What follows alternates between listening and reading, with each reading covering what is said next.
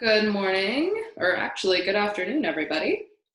We are here for our next few chapters in Wayside School Gets a Little Stranger. Chapter 12, Nose. Mr. Gorf locked the door. "I don't want any more interruptions," he said. Very quietly, Leslie slipped a piece of paper out of her desk. Then she felt around for a pencil.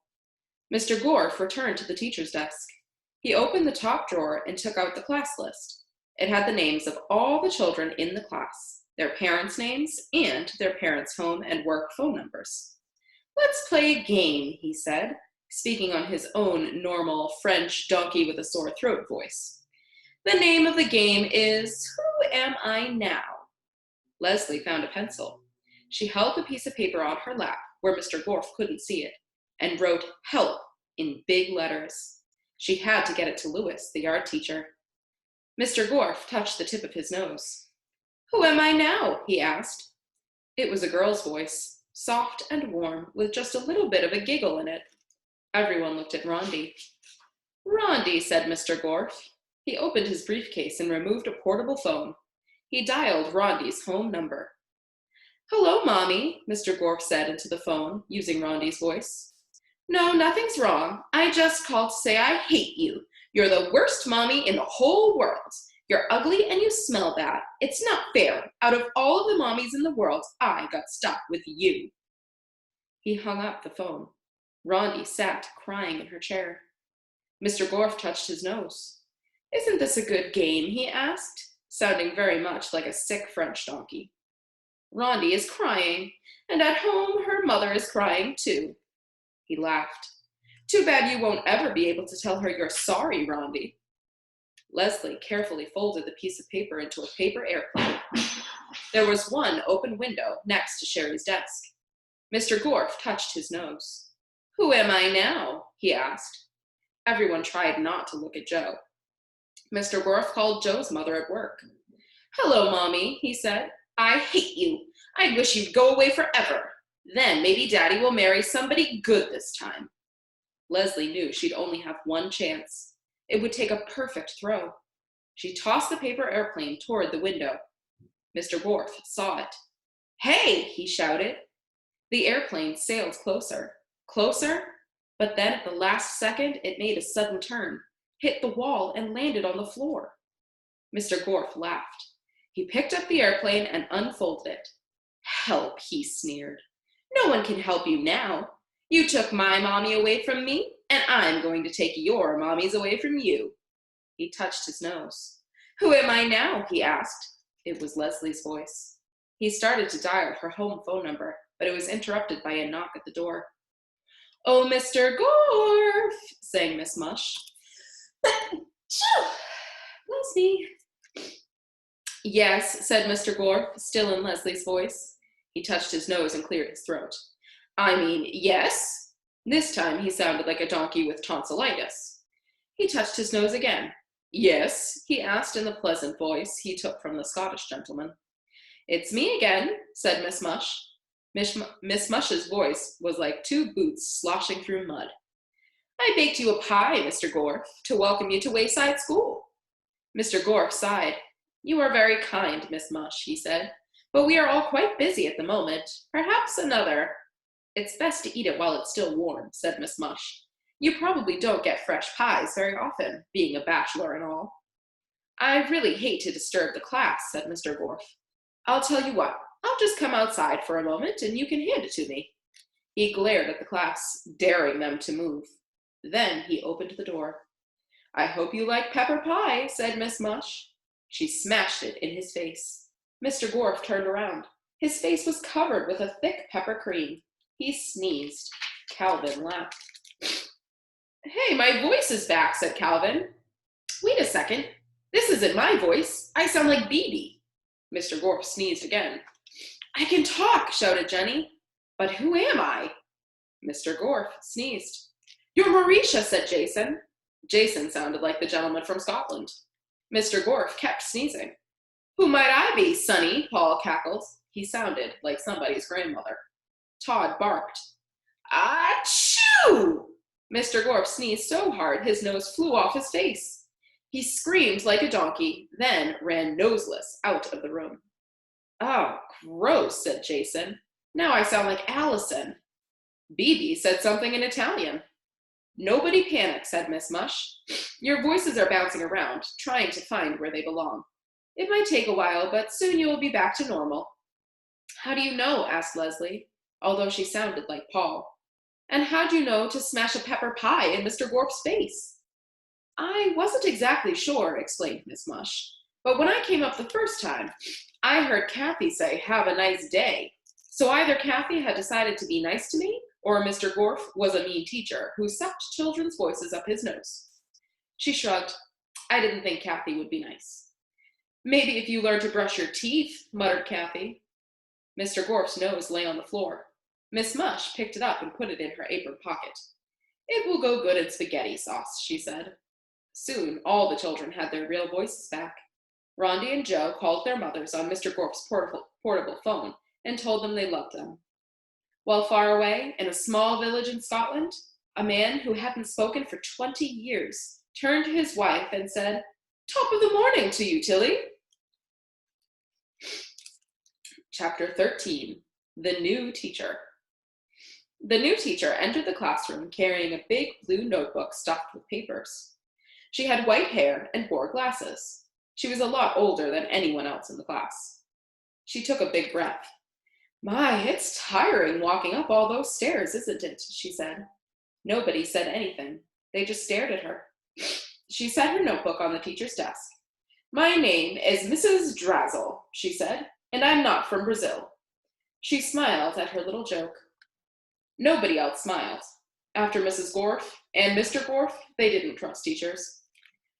Drazzle, thought Dee Dee. Where have I heard that name before? Where are you from? Asked Leslie. Actually, I was born not too far from here, said Mrs. Drazzle. Then why'd you say you came from Brazil? Asked Benjamin. No, I said I wasn't from Brazil, said Mrs. Drazzle. Have you ever been to Brazil? Asked Eric Fry. No, explained Mrs. Drazzle. It was just a little joke. Brazil rhymes with drizzle. I thought it might help you to remember my name. Terence laughed. Drizzle, Brazil, he shouted. That's funny. Several other kids laughed too, but not Dee Dee. She had heard of Mrs. Drizzle somewhere. She was sure of it, and whatever she had heard, she was sure it wasn't good. What's a Brazil? Asked Eric Evans. Brazil is the largest country in South America, said Mrs. Drizzle. Oh, said Eric Evans. I thought it was one of those things that, women wear, on their bosom. Several kids laughed. No, that's a brassiere, said Mrs. Drizzle. There was more laughter. Stephen was shocked. She said brassiere, he whispered. Right in class. I know, I heard her, said Jason. But Dee Dee still didn't trust her, even if she did say brassiere right out loud. There was a television show that Dee Dee liked to watch. It was about real criminals. At the end of the show, they always asked the viewers to call the police if they knew where any of the criminals were. Dee Dee wondered if she had seen Mrs. Drizzle on that show. Does anybody have any questions they'd like to ask me? Asked Mrs. Drizzle. Ron raised his hand. Mrs. Drizzle pointed to him. How old are you? Asked Ron. Dana gasped. You're not supposed to ask someone that, she said. Especially someone as old as Mrs. Drizzle, said Mac. Mrs. Drizzle smiled. I don't mind, she said. I'm 66 years old. You can ask me anything you want. Anything? Asked Joy. I'm a teacher, said Mrs. Drizzle. That's what I'm here for. Paul raised his hand. How much do you weigh? He asked. 124 pounds, said Mrs. Drizzle. How much money do you make? Asked Eric Bacon.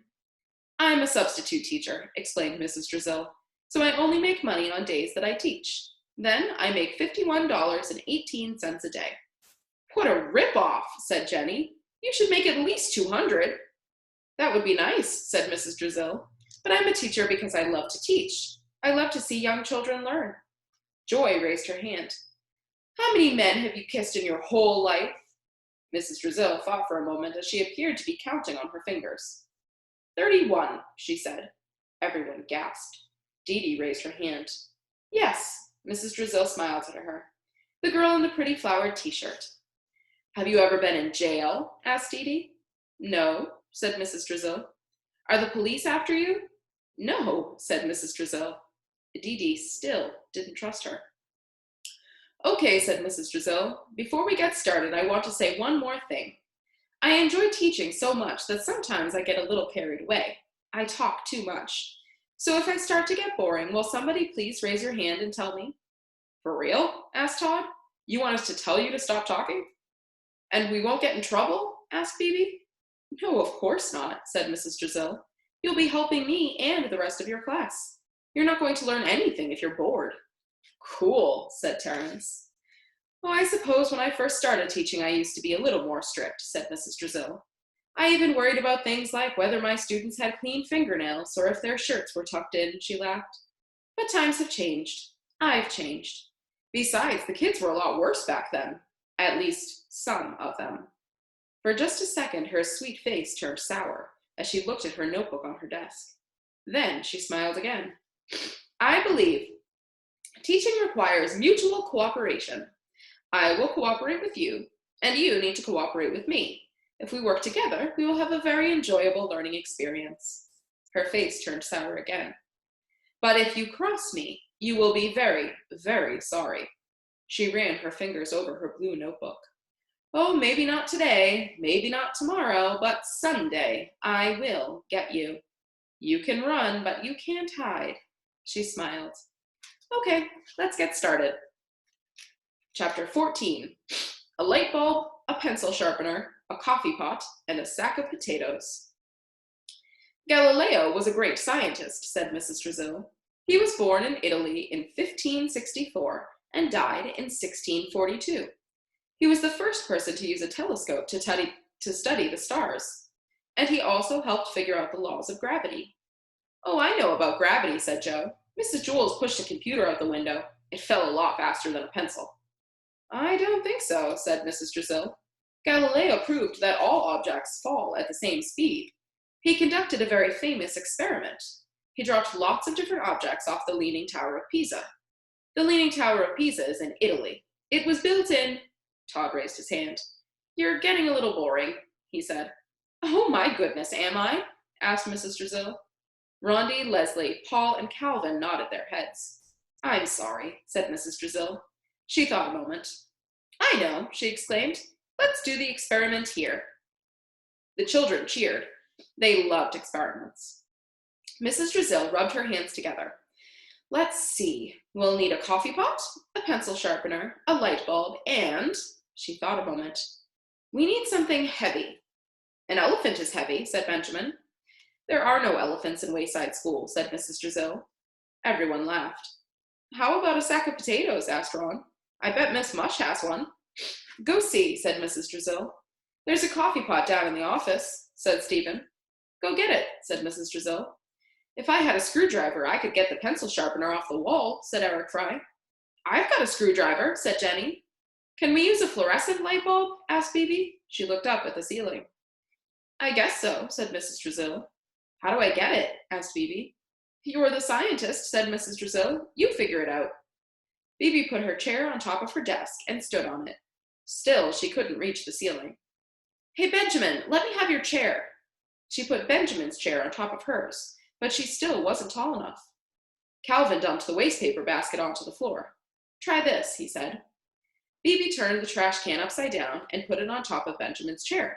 Then she climbed on top, but she still couldn't quite reach. Leslie brought the class dictionary. Jenny and Dana donated their math books. Sherry grabbed Mrs. Drizzle's old blue notebook. Put that down, yelled Mrs. Drizzle, right now. Sherry dropped the notebook. Mrs. Drizzle's kindly old face had suddenly turned mean. Don't ever touch that again, Mrs. Drizzle ordered. Sherry returned, trembling, to her seat. Everyone was staring at Mrs. Drizzle. She smiled sweetly. Go back to what you were doing, she said. Jason threw Bibi his lunchbox. She set it on top of the books, then climbed on top. Standing on her tiptoes, she was able to pull the cover off the fluorescent light. She grabbed the light just as the pile collapsed beneath her. She fell to the ground, triumphantly holding the unbroken light bulb high above her head. Ron returned with a sack of potatoes from Miss Mush. Stephen returned with Mr. Kidswater's coffee pot. Eric Fry unscrewed the pencil sharpener from the wall. Mrs. Drizzle wrote coffee pot, sack of potatoes, pencil sharpener, and light bulb on the blackboard. We're going to drop all 4 objects out the window at the same time, she said. How many people think the coffee pot will hit the ground first? Is there coffee in it? It's about half full, Stephen reported. 8 kids thought the coffee pot would hit the ground first. 16 thought the sack of potatoes would hit the ground first. 3 thought the light bulb would be first. Only Terrence thought the pencil sharpener would hit first. Jason, Jenny, Joe, John, and Joy were the judges. Mrs. Drizzle sent them outside. Stephen held the coffee pot out one window. Bebe held the light bulb out another. Eric Fry held the pencil sharpener out another. And Ron held out the sack of potatoes. Everyone else crowded around to watch. With everyone on the same side of the classroom, the school leaned a little bit, just like the Leaning Tower of Pisa. On your mark, get set, let go, said Mrs. Drizzle. The objects fell through the air and smashed against the pavement. A short while later, the judges returned. Their clothes were splattered with coffee. Jenny had bits of potatoes in her hair. Was the pencil sharpener first? Asked Terrence. It happened so fast, said Joe. They all hit about the same time. But the coffee pot made the coolest explosion, said Jason. I think the light bulb hit the ground last, said John. Well, that's possible, said Mrs. Drizzle. Gravity causes all objects to fall at the same rate, but air slows them down. That's called air resistance, and that's good. Otherwise, raindrops would kill us. Air resistance slows all things down just a little bit, but it has a greater effect on very light objects, such as a piece of paper. And of course, the shape of the paper is important too. A crumpled up piece of paper will fall faster than... You're getting boring again, said Mac. Mrs. Drizzle stopped talking. Now we need a new pencil sharpener, said Leslie. Paul licked her ear. Chapter 15, An Elephant in Wayside School. The bell rang for recess, and the children exploded out of the building. Louis, the yard teacher, was ready with a big pile of red and green balls. The kids called, "Hi, Louis," and "Over here, Louis," as he tossed the balls to them. Over his shoulder, behind his back, through his legs. Dee Dee came charging out of the building. Usually, by the time she got to the playground, there were no good balls left, but she could see one red ball by Louis's foot. She knocked over a kid from the 10th floor and shouted, "Hey, Lou!" Suddenly, she stopped. She had just remembered where she heard of Mrs. Drizzle. It was from Louis. He had once told her about the meanest teacher he ever had when he was a kid. She hurried over to her friends to make sure. "Hey, Todd," she called. Todd was playing tetherball with Ron. As he turned to look at Dee Dee, the ball came around and bonked him on the head. "Do you remember when Louis told us about the meanest teacher he ever had?" asked Dee Dee. Todd shook his head. After being conked by the tetherball, he couldn't remember anything. "I remember," said Jason, who was in line to play. "Whenever Louis got in trouble, the teacher used to put the wastepaper basket on his head." "That's right," said Jenny. "And then Louis would have to keep it there the rest of the day, and everyone would laugh at him. And then the teacher would call on him to answer questions from the blackboard, but he couldn't see the questions, so she'd give him an F." "Do you remember the teacher's name?" asked Dee Dee. Her friends all shook their heads. Todd couldn't even remember his own name. "I think it was Mrs. Drizzle," said Dee Dee. They ran to Louis. "Hey, Louis," said Jason, "what was the name of that mean teacher you once had when you were a kid?" "Which one?" asked Louis. "The one that put the trash can on your head," said Jenny.